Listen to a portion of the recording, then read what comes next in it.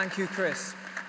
So, as we've just heard, the information that we're going to be looking at is extremely serious, urgent, and it affects us all here in the UK. That is why we're calling this a national emergency briefing. Today is about facing an escalating polycrisis instead of pretending that it isn't happening. And we're not doing that to be depressing. Quite the opposite. In the words of James Baldwin, human rights campaigner, nothing can be changed until it is faced. And we need that change now. Sometimes I've wondered why I keep pushing on this agenda, and sometimes I've despaired at where things are heading.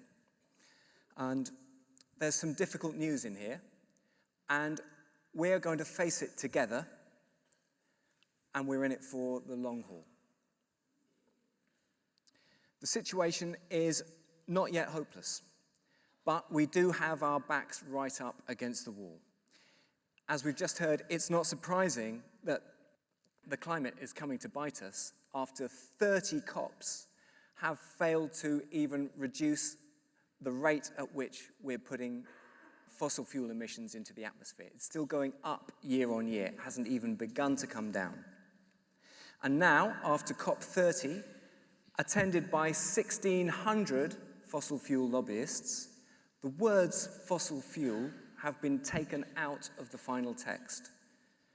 Our response couldn't be more inadequate.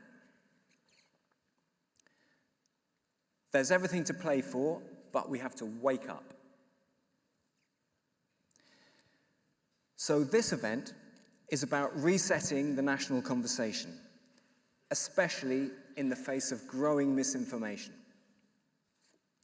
And you've been invited here because you carry influence, whether that be in politics, in media, in business, whether you're a community leader or a faith leader or in some other capacity.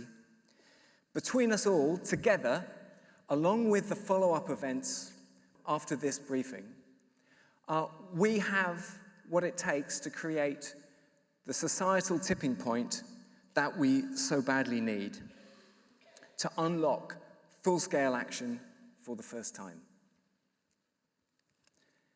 In fact, you have already shown courage and leadership just being here today.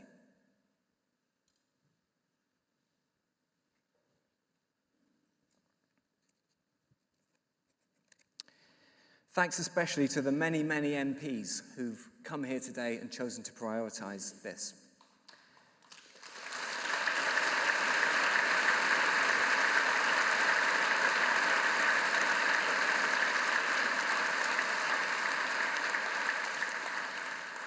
Okay, so today we're going to look at what's going on, at what needs to happen, and what we can do from right now together to get things properly moving. In a moment, we're going to hear concise evidence about different aspects of the challenge we face. We're going to hear up-to-date evidence from some of the UK's and even some of the world's top experts on these subjects. And we're going to join it all up together because the challenges, and if we're smart, the opportunities that we face are systemic. So it doesn't work to put them in silos. Everything that we will hear today is connected to everything else. By the way, you don't need to worry about taking notes. There'll be transcripts, there'll be notes, there'll be videos, and in due course there'll be a film to reference after this event.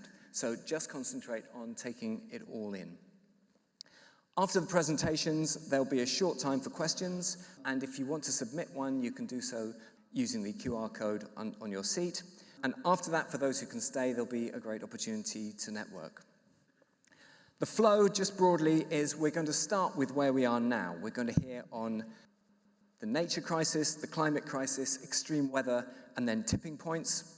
And then we'll move on to the societal impacts that are not fully appreciated here in the UK on our food system, on our health, and on our national security. And then we'll look at the implications, the threats and opportunities for the economy, and we'll look at what the energy transition looks like. So, without further ado, let me introduce you to Professor Natalie Seddon, who's going to tell us about the nature crisis.